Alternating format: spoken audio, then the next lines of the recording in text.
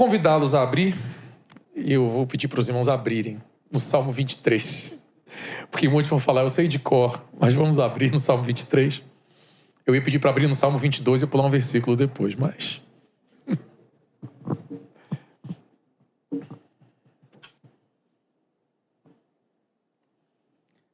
Salmo 23, vamos ler do versículo 1 ao versículo 3.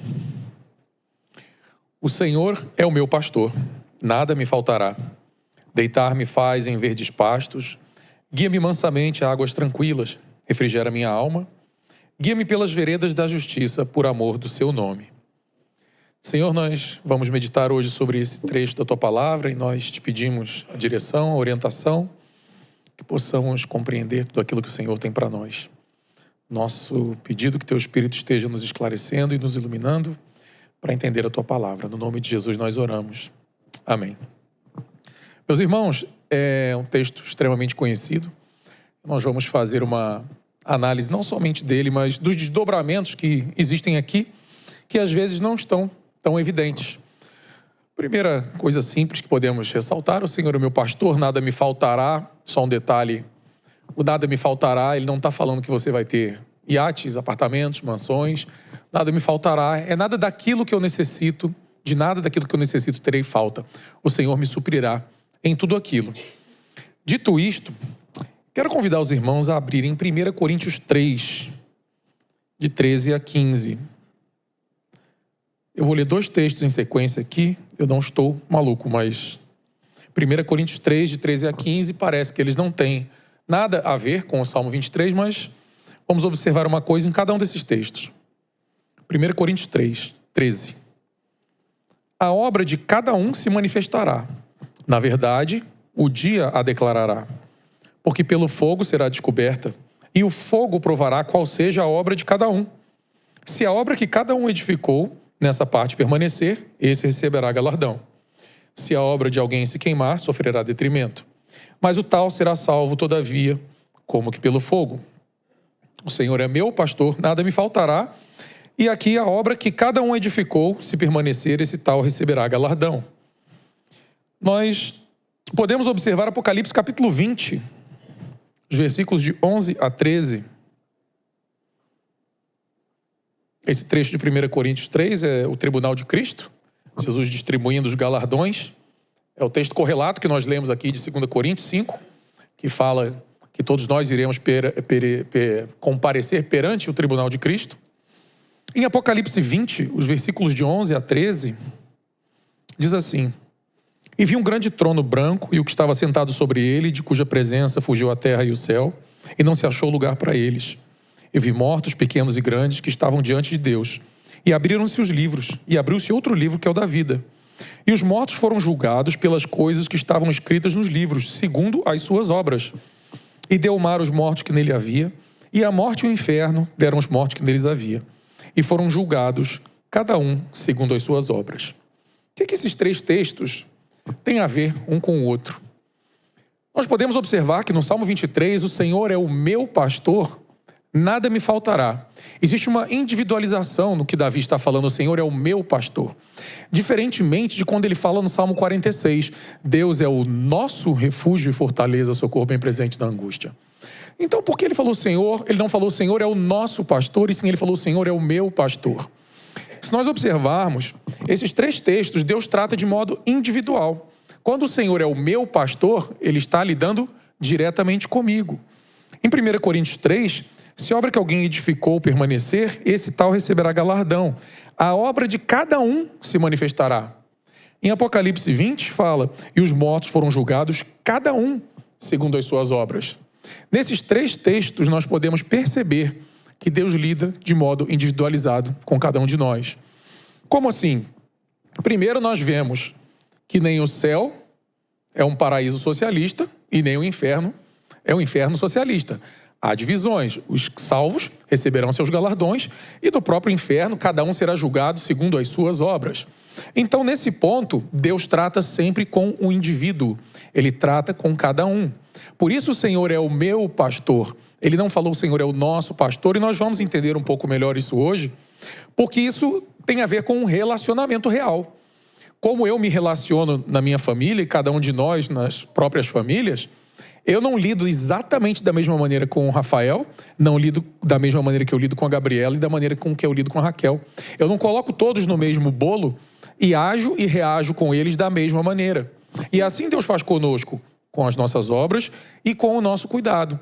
O Senhor sendo o meu pastor e não necessariamente, é lógico que por inferência ele é o nosso pastor, mas ele é de cada um de nós o pastor, porque essa coletividade implicaria que o Senhor agisse de maneira, assim, vamos dizer assim, de balaio, todo mundo junto na baciada vai agir da mesma maneira com todos, e não é assim que Deus faz.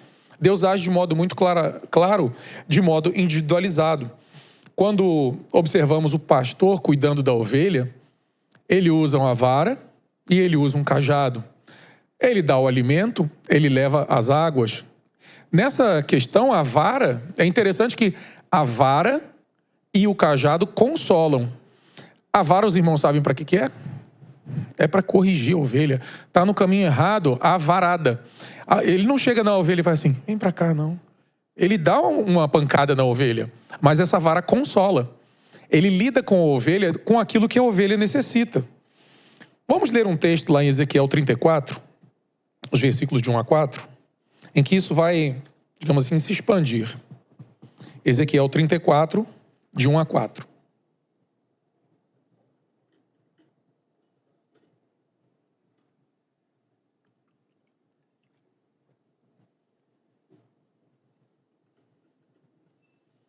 Diz assim: Veio a mim a palavra do Senhor dizendo: Filho do homem, profetiza contra os pastores de Israel. Profetiza e diz aos pastores: Assim diz o Senhor Deus: Ai dos pastores de Israel que se apacentam a si mesmos. Não devem os pastores apacentar as ovelhas? Comeis a gordura e vos vestis de lã. Matais o cevado, mas não apacentais as ovelhas. As fracas não fortalecestes, e a doente não curastes, e a quebrada não ligastes, e a desgarrada não tornastes a trazer, e a perdida não buscastes, mas dominais sobre elas com rigor e dureza. A palavra de Deus acerca dos pastores de Israel, aqueles homens que estavam responsáveis por cuidar do povo de Israel. E é interessante que ele fala assim: ai dos pastores de Israel que se apacentam a si mesmo. E ele fala no final desse versículo 2, não devem os pastores apacentar as ovelhas? E ele descreve o que é apacentar as ovelhas mais adiante. As fracas não fortalecestes, a doente não curastes, a quebrada não ligastes, a desgarrada não tornastes a trazer e a perdida não buscastes.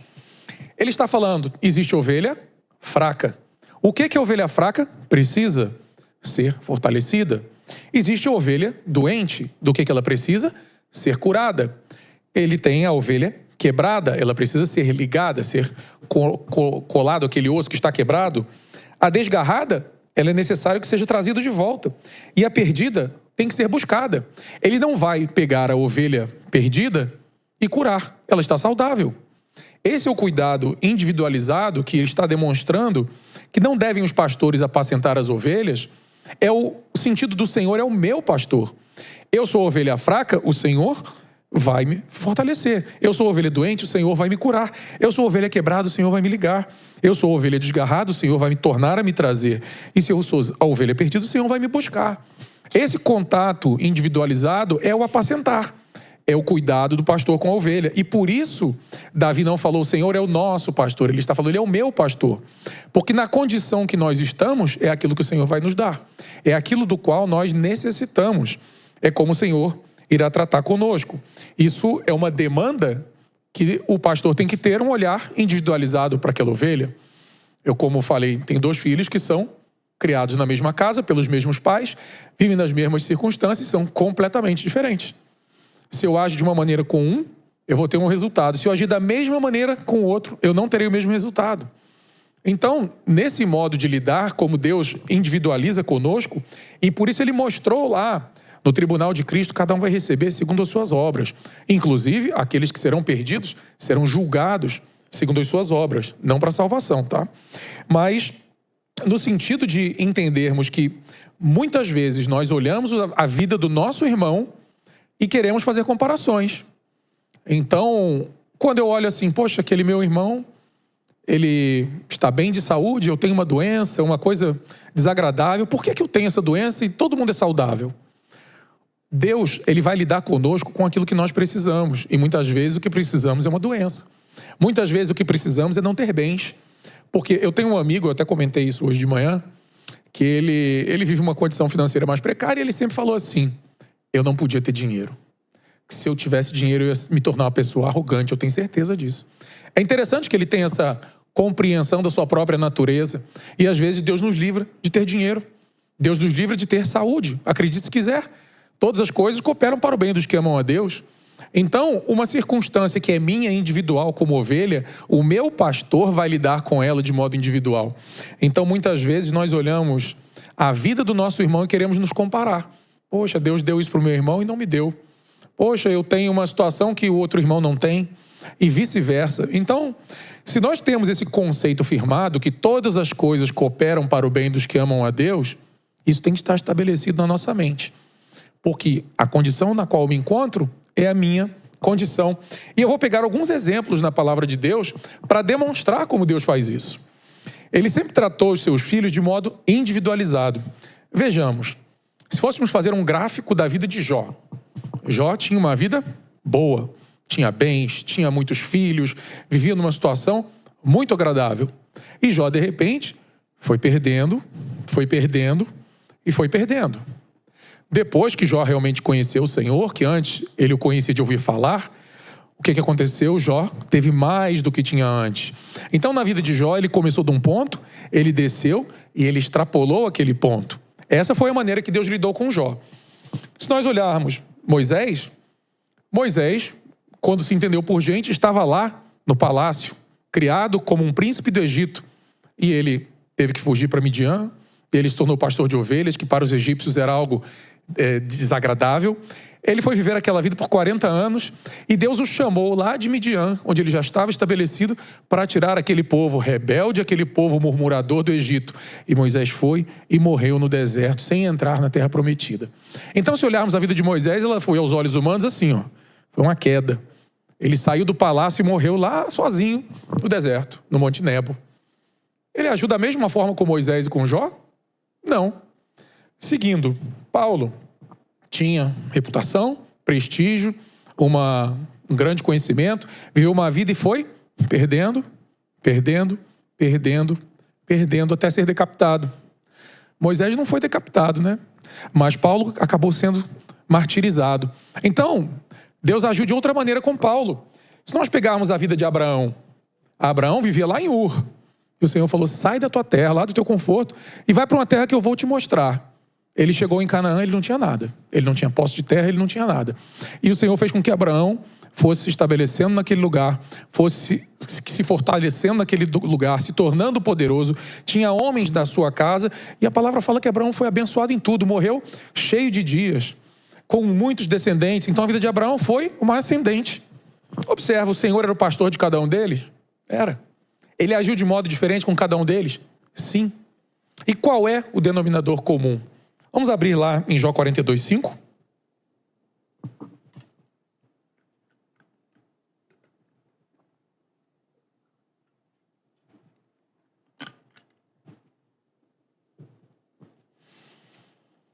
Jó 42:5.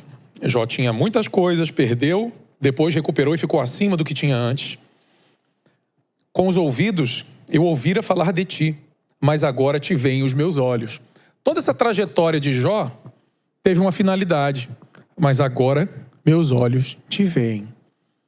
Tudo isso que se passou na vida de Jó foi para que ele visse verdadeiramente Deus, conhecesse verdadeiramente o Senhor.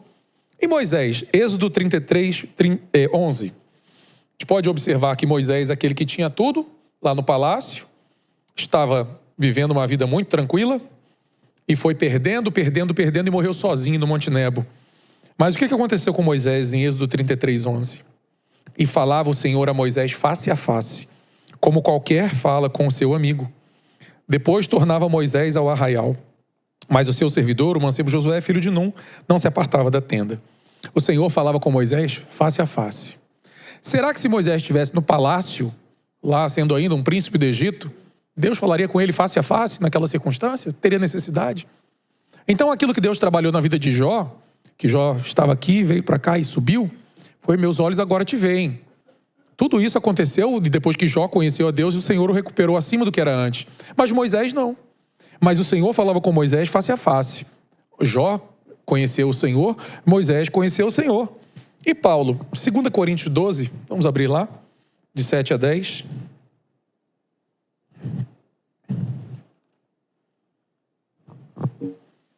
Segunda Coríntios 12.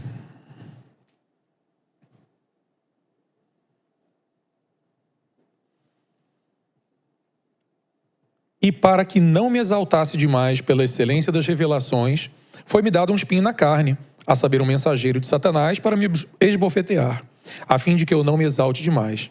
Acerca do qual 3 vezes roguei ao Senhor que o afastasse de mim. E ele me disse: a minha graça te basta, porque o meu poder se aperfeiçoa na fraqueza.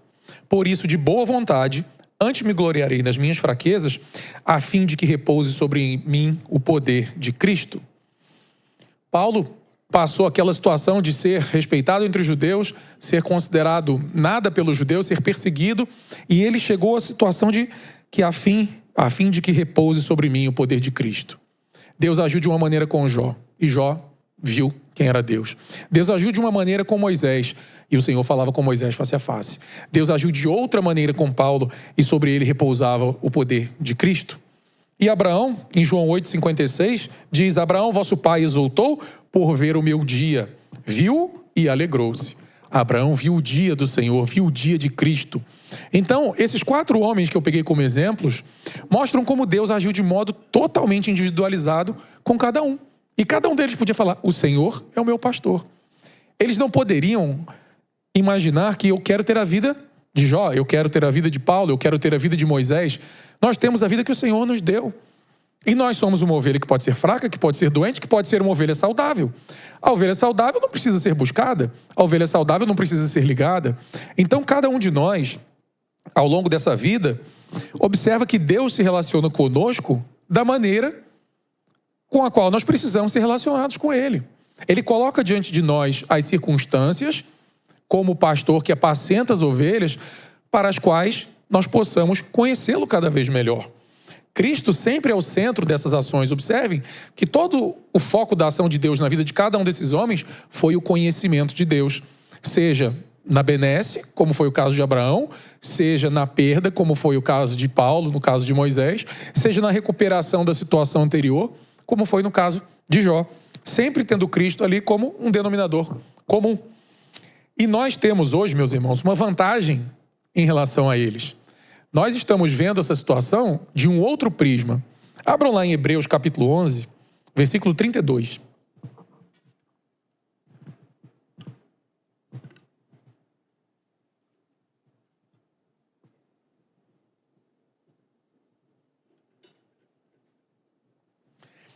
Hebreus 11, 32, o capítulo 11 de Hebreus é o chamado da galeria dos heróis da fé. E depois que ele discorre sobre vários desses heróis da fé, dentre eles nós temos também Abraão, nós temos Moisés, e ele fala, arrematando, no versículo 32, e que mais direi? Pois me faltará tempo se eu contar de Gideão, de Baraque, de Sansão, de Jefté, de Davi, de Samuel e dos profetas, os quais por meio da fé venceram reinos, praticaram a justiça, alcançaram promessas, fecharam a boca dos leões, apagaram a força do fogo, escaparam ao fio da espada, da fraqueza tiraram forças, tornaram-se poderosos na guerra, puseram em fuga exércitos estrangeiros. As mulheres receberam pela ressurreição os seus mortos. Uns foram torturados, não aceitando seu livramento, para alcançarem uma melhor ressurreição. E outros experimentaram escárnios e açoites e ainda cadeias e prisões. Foram apedrejados e tentados, foram cerrados ao meio, morreram a fio da espada, andaram vestidos de peles de ovelhas e de cabras, necessitados, aflitos e maltratados, dos quais o mundo não era digno, errantes pelos desertos e montes, e pelas covas e cavernas da terra. E todos estes, embora tendo recebido bom testemunho pela fé, contudo não alcançaram a promessa. E aí ele fala no 40, visto que Deus prover alguma coisa melhor a nosso respeito, para que eles, sem nós, não fossem aperfeiçoados. Estes irmãos do passado, que tiveram esse tratamento que é descrito aqui nesse final do capítulo 11 por Deus, como homens de fé, eles não alcançaram a promessa, visto que Deus prover alguma coisa melhor a nosso respeito, ele já pós-ressurreição, para que eles sem nós não fossem aperfeiçoados.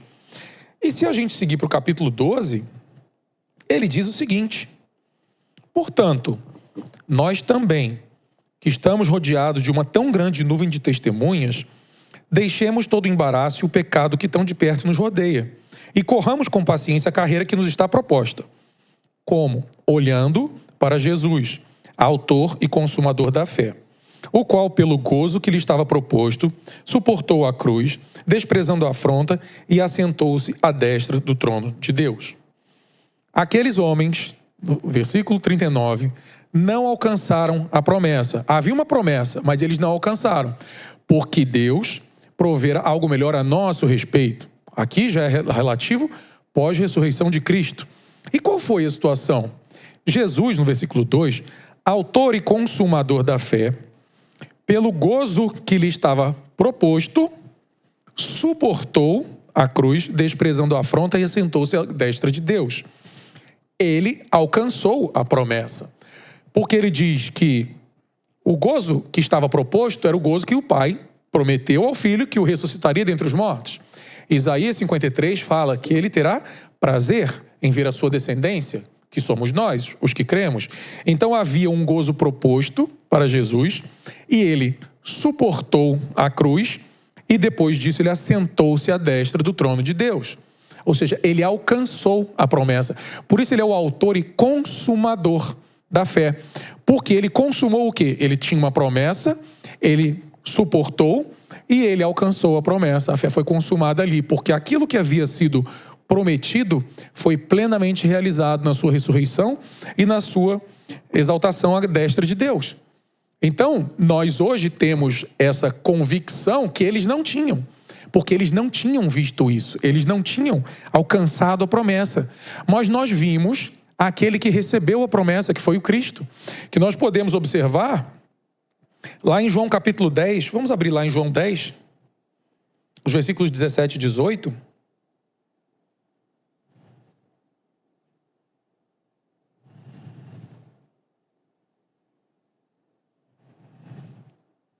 João 10, 17. Por isso o Pai me ama, porque dou a minha vida para a tomar.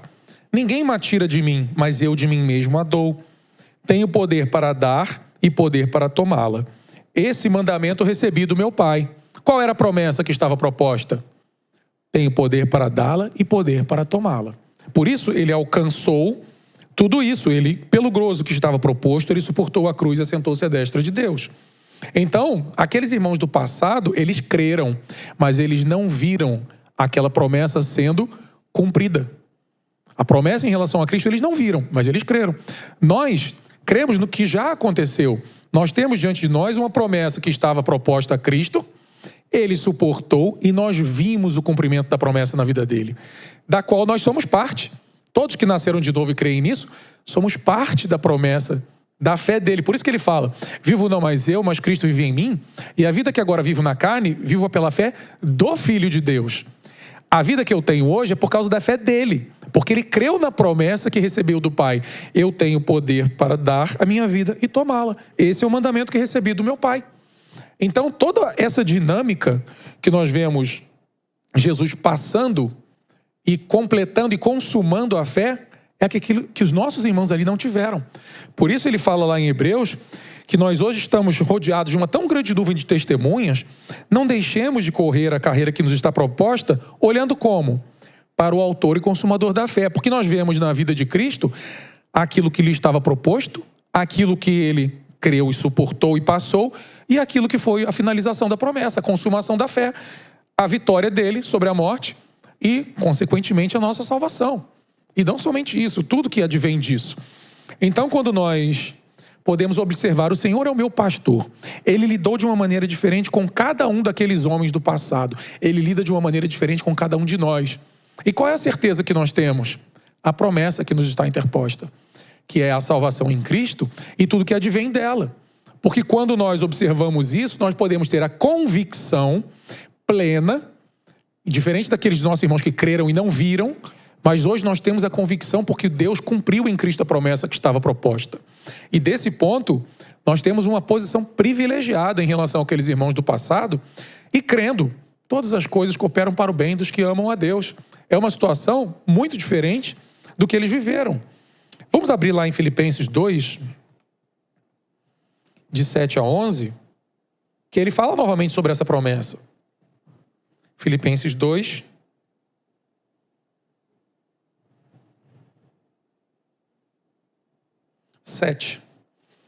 falando de Cristo. Aniquilou-se a si mesmo, tomando a forma de servo, fazendo-se semelhante aos homens, e achado na forma de homem, humilhou-se a si mesmo, sendo obediente até a morte e morte de cruz.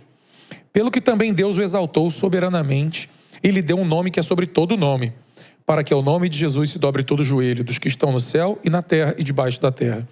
E toda língua que confesse que Jesus Cristo é o Senhor, para a glória de Deus Pai. Tudo aquilo que Jesus recebeu do Pai, ele cumpriu, ele fez. E ele recebeu um nome que é sobre todo nome, e para que todo joelho se dobre diante dele e confesse que Jesus Cristo é o Senhor, para a glória de Deus Pai. Então, meus irmãos, quando nós vimos o começo da situação em relação a Cristo, a sua promessa, o meio, mediante o que essa promessa foi cumprida? A encarnação dele como verbo. Ele veio como verbo para cumprir a promessa que estava interposta. Para isso ele veio. E o fim, a sua ressurreição. Então nós temos todos os elementos, aquilo que Deus fez, ele prometeu, ele cumpriu. E diante de nós é a mesma coisa. Então quando nós temos a convicção de que o Senhor é meu pastor, nada me faltará, e eu posso olhar para a vida de Cristo, que Deus cumpriu nele todas essas coisas, e eu posso compreender com exemplos da palavra de Deus, olha, Deus tratou de maneira diferente esses irmãos. E eu não tenho que querer me comparar com um irmão que está indo bem em alguma coisa e eu estou indo mal em outra, ao meu julgamento estar indo mal. Então, nessa situação, nós podemos entender que Deus nos trata de modo individualizado. O Senhor sendo nosso pastor, no sentido, até falei o oposto, né? O Senhor é o meu pastor, é diferente. Cada um de nós poder falar o Senhor é o meu pastor, não é o mesmo efeito de eu falar o Senhor é o nosso pastor, porque Ele vai lidar com cada um de nós da maneira que precisa. E assim nós podemos crer que Ele faz aquilo que é o melhor para cada um de nós. Nós, às vezes, até sabemos que tipo de ovelha somos. E cada tipo de ovelha será tratada da maneira que ela necessita. E temos a prova mais concreta de tudo, que foi a ressurreição de Cristo entre os mortos. E como Deus cumpriu nele tudo isso. Então, meus irmãos, que nós, tendo esse exemplo perfeito, possamos descansar na palavra do Salmo 23, que o Senhor é meu pastor, nada me faltará. Ele deitar-me faz em verdes pastos, guia-me mansamente às águas tranquilas. Ele refrigera a minha alma. Então, nós possamos meditar nessa palavra e fazer com que ela desça da nossa mente para o nosso coração. Amém? Senhor, nós te agradecemos porque a tua palavra nos dá a convicção daquilo que foi a obra de Cristo na cruz e o teu cuidado para com cada um de nós, Senhor, que o Senhor olha para cada um de nós de modo individualizado e age na nossa vida de maneira que é sempre o melhor para cada um. Que possamos ter sempre essa convicção, embora muitas vezes não compreendamos, mas que possamos descansar na tua palavra. É o nosso pedido, no nome de Jesus. Amém.